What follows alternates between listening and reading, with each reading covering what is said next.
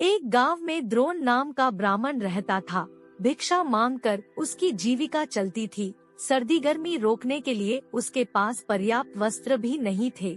एक बार किसी यजमान ने ब्राह्मण पर दया करके उसे बैलों की जोड़ी दे दी। ब्राह्मण ने उनका भरण पोषण बड़े यत्न से किया।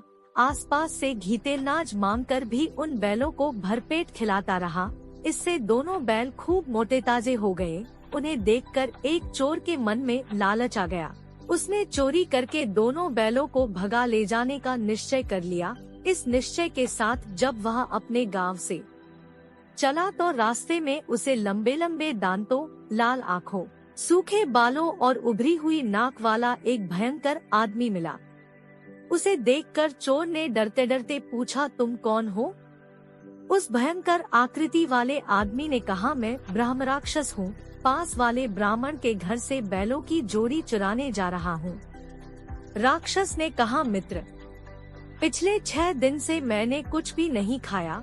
चलो आज उस ब्राह्मण को मारकर ही भूख मिटाऊंगा। हम दोनों एक ही मार्ग के यात्री हैं। चलो साथ साथ चले। शाम को दोनों छिपकर ब्राह्मण के घर में घुस गए। ब्राह्मण के शय्याशायी होने के बाद राक्षस जब उसे खाने के लिए आगे बढ़ने लगा तो चोर ने कहा, मित्र, यह बात न्यायानुकूल नहीं है। पहले मैं बैलों की जोड़ी चुरा लूं, तब तू अपना काम करना। राक्षस ने कहा, कभी बैलों को चुराते हुए खटका हो गया और ब्राह्मण जाग पड़ा तो अनर्थ हो जाएगा।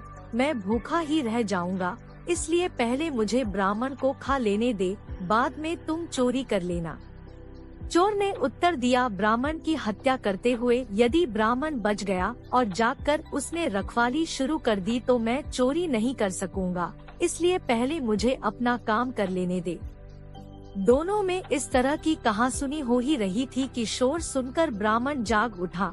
उसे जागा हुआ देख चोर ने ब्राह्मण से कहा, ब्राह्मण, यह राक्षस तेरी जान लेने लगा था। मैंने इसके हाथ से तेरी रक्षा कर दी।